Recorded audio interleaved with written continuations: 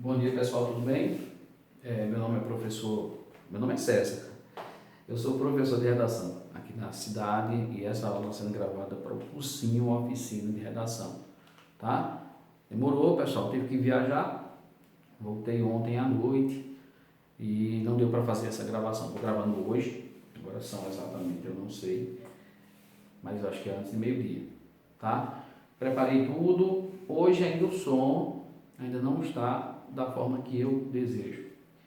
A iluminação também não está ainda do jeito que eu desejo. Você percebe que quando eu estou gravando, a janela aparece aqui, ó, tá? Dá o reflexo. Então são algumas correções que a gente precisa resolver para entregar para vocês uma coisa de qualidade. É muito importante que meu aluno tenha confiança. Na realidade, em provas, a gente precisa ter muita confiança. Eu não estou dizendo excesso de confiança. Confiança de que foi preparado, que está preparado, porque isso gera aquela sensação assim de não medo, de não pavor. Né? Preocupação sempre tem, você sabe que não adianta. Desde uma gravação de uma aula como essa, eu já dei essa aula quantas milhões de vezes, né? Aqui na minha cidade. Mas mesmo assim ainda tem aquela tensão. Como também tem aquela tensão de você se preparar para um exame como esse, tão importante, de sua vida profissional, e uma prova só. Ela pode decidir teu futuro. E é natural, um pouco de preocupação. 2020 veio com um acréscimo, né? Inesperado, que amplia um pouco mais essa preocupação, mas a minha função e a função dos professores do Brasil, a gente está nessa luta, não só de transmitir um determinado conteúdo para vocês, não é só essa a nossa missão. A nossa missão é dar a vocês o conforto, dar a você a segurança, dar a você a certeza de que o que sai por essa boca, o que sai dessa mente, vai te ajudar nesse exame. Um exame tão difícil, tão complicado, mas que a gente precisa ter, a partir de agora, sempre a consciência da melhor aula. Talvez eu não dê a melhor aula do mundo, mas eu quero transmitir um pouco só das informações, um pouco de informação que será ou que serão, são muitas informações, bem útil no teu texto dissertativo argumentativo, tá bom? Então veja só fazendo uma revisãozinha da aula 1, né? Eu estou na aula 2 aqui, desenvolvimento, aula 2, então está bem no início, dá para pegar todo mundo, turma A e turma B, dá para a gente devagarzinho pegar todo o conteúdo. Tá vendo essa voz? Não estou cansado. É porque o desenvolvimento precisa que eu pense corretamente, pense com cautela. Eu não posso sair falando. Normalmente quando a gente assiste uma aula, uma videoaula não, né? Um youtuber, a dinâmica da velocidade, né? Que é uma questão, eu acho bem interessante. Você ali, no improviso, mas a aula, tudo bem, se eu vou dançar, vou fazer um improviso, tudo jóia, mas a concentração no que vai ser dito, no meu caso, não sei se eu estou certo, mas tem que ser dessa forma, tem que ser com calma, você entenda todos os pontos, né? Semana passada, eu dei uma aula muito importante, sobre vários fatores, mas sobretudo sobre a correção da tua redação. Sua redação, como você sabe, será corrigida e o aluno, ele precisa, ao longo dessas aulas, ele precisa ir internalizando algumas habilidades dentro do texto dissertativo, né? E aí, essas habilidades que a gente vai internalizar, elas vão nos dando uma certa previsibilidade em relação ao corretor. Quando o corretor chega em tua prova, ele tem em mente várias habilidades que ele foi conquistando e que, se você não souber quais são essas habilidades, esses caminhos que você tem que seguir, né, draconianamente até chegar à nota 1000, se você não souber, talvez você caia na pegadinha de um desses fatores, entende? Então essa aula é muito importante porque ela vai te dar não bizu, não macete, ela vai te dar praticamente o que o corretor está está pensando ou vai pensar quando corrigir teu texto. Isso você tem que acreditar. Semana passada eu falei de vários pontos importantes, né? Sobre o desenvolvimento, né? Desenvolvimento, professor, o desenvolvimento é importante ter o conhecimento sobre o esqueleto, é importante, é óbvio que é importante, muito importante. É importante você ter noção sobre funções, ou melhor, tipos de desenvolvimento.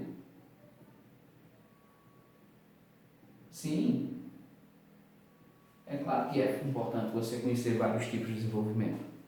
Quanto mais ferramenta você tem em casa, menor a sua dependência ao mundo externo. Então é muito importante você conhecer vários tipos de desenvolvimento.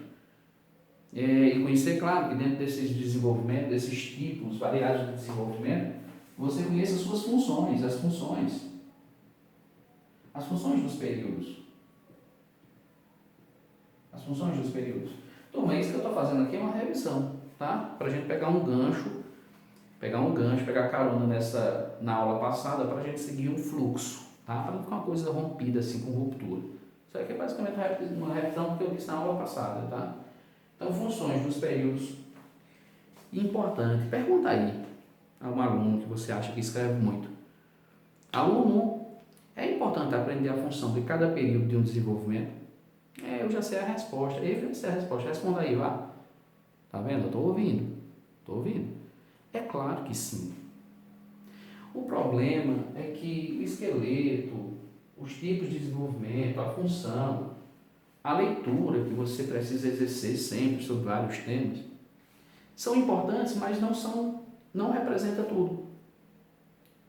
Não representa tudo. Na aula passada, eu apresentei a vocês a aula 1. A aula 1, ela teve como foco apresentar para vocês a parte 1 desse conhecimento que os corretores possuem e que você precisa absorvê-los, tá? Eu falei sobre princípios do desenvolvimento. Dê uma olhadinha lá, minha aula foi sobre princípios do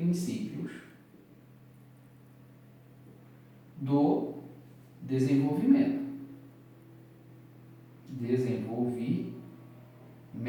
Os princípios. Então provavelmente você assistiu um pouco dessa aula que eu mencionei sobre a tautologia.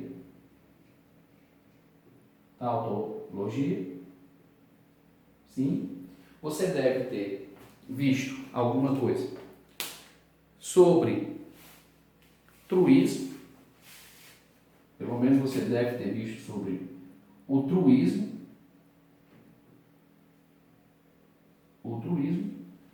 Você viu alguma coisa? Eu falei sobre relevância, não foi? Um pouco sobre a relevância.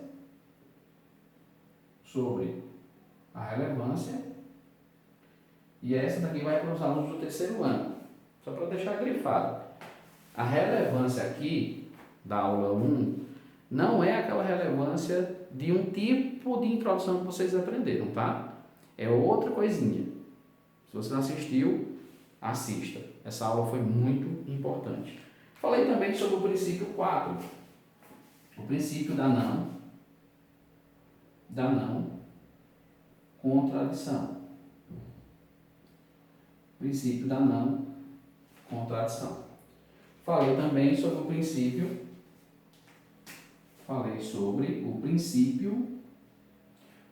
da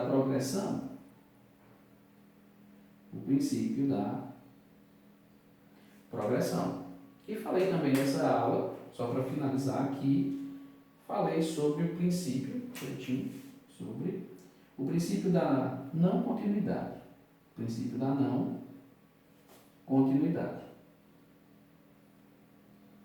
Eita, professor, mas o senhor é muito lento para ficar falando, parece um louco.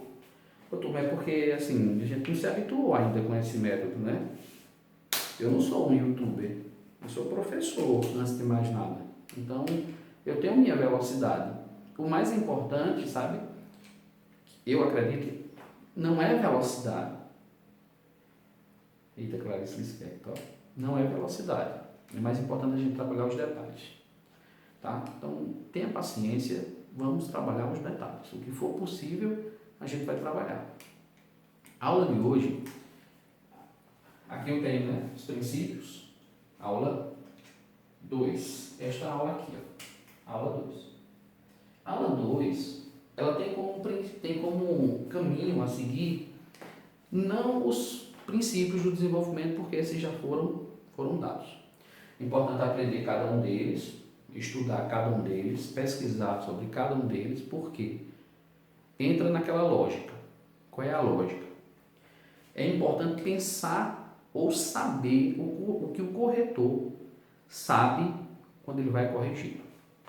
Então, o corretor ele pode esperar do seu texto uma tautologia do seu texto? Não, ele pode esperar de qualquer aluno, não do meu, porque eu expliquei o que é uma tautologia. Então, é isso.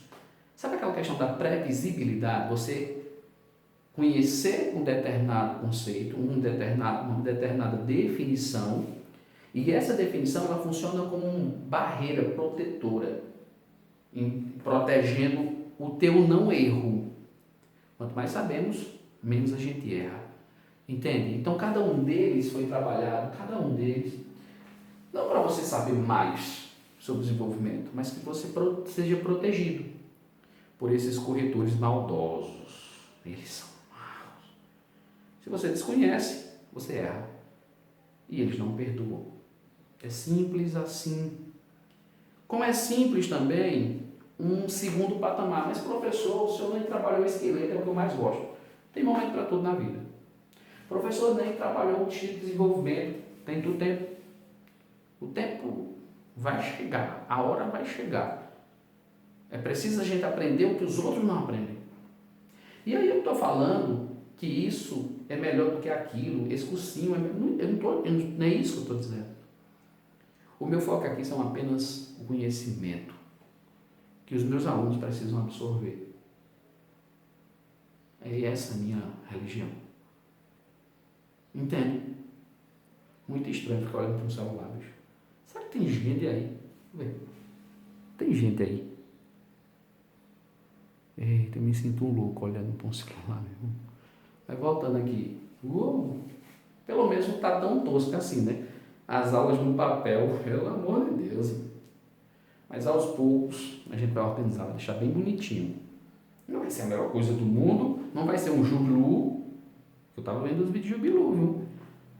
Que nível é aquele, meu irmão? A tecnologia. Quem sabe, né? Um dia, quem sabe, né? Nos sonhos. É um sonho. Coisa linda. Quando você une conhecimento e tecnologia. Deixa eu começar. Vamos para a aula. Aula 2 é para focar na questão dos fatores. Opa, não perde não. Dos fatores de textualidade. Fatores de textualidades. De textualidade, tá? Fatores de textualidade.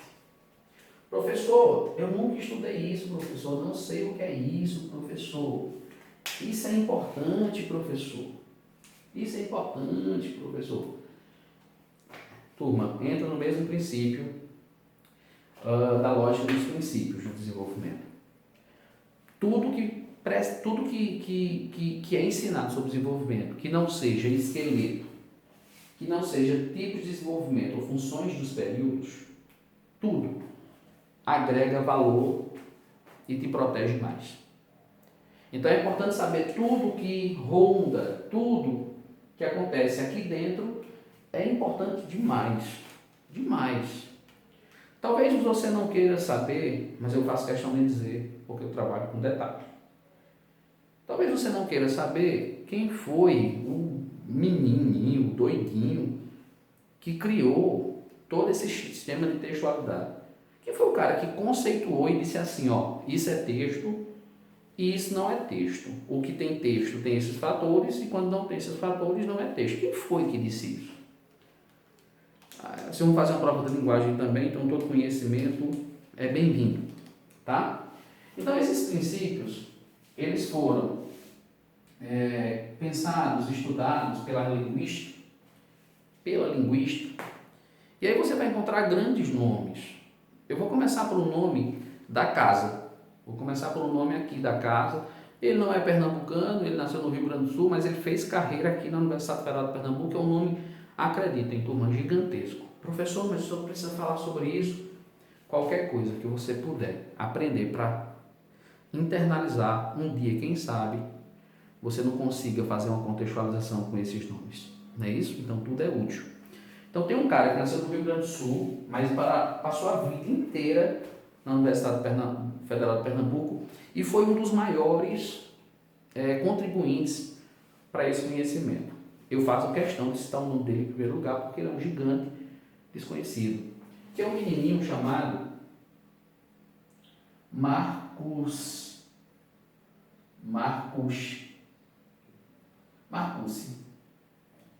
Então, quando você ouvir falar em Marcuse, normalmente a gente acha que ele é pernambucano. Ele foi um dos que mais estudaram o tema fatores de textualidade. Só que esses fatores de textualidade não nasceram no Brasil, não nasceram aqui em Pernambuco. Ele apenas contribuiu com outras informações. Nasceu na França, e aí surgiu o nome de um cara que dentro de linguística é bastante reconhecido e respeitado. O nome dele é francês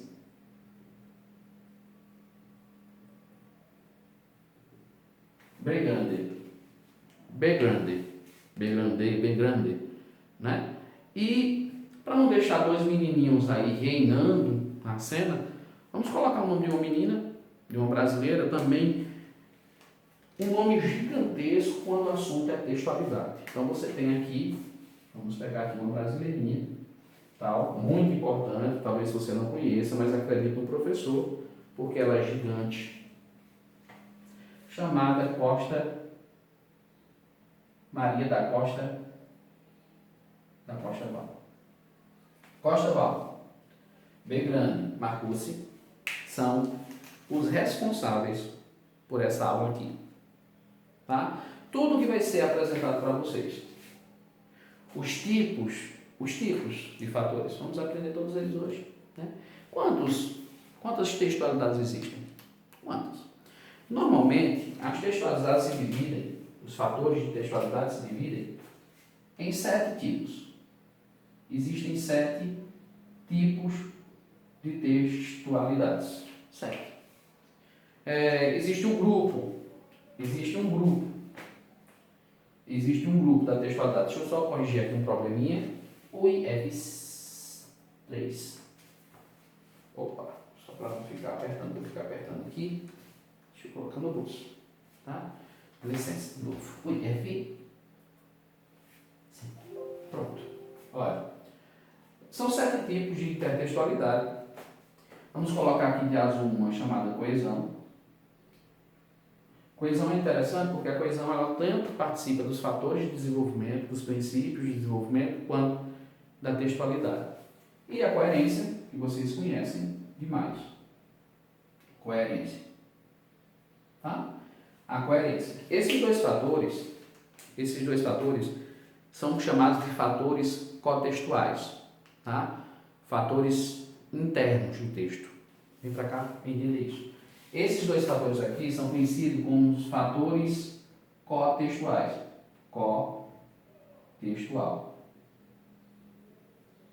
Os fatores cotextuais são fatores, como eu já disse, internos.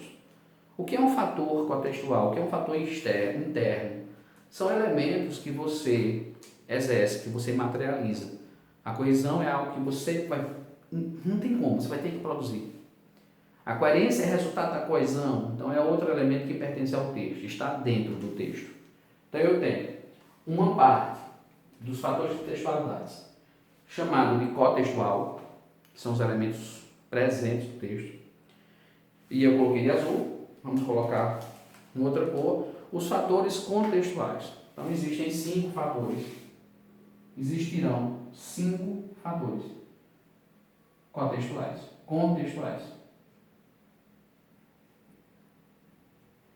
Existem 2 fatores contextuais, ou contextual, e 5 fatores e 5 fatores que chamamos de fatores contextuais, externos ao texto, tá? Vamos apresentar. Então eu tenho aqui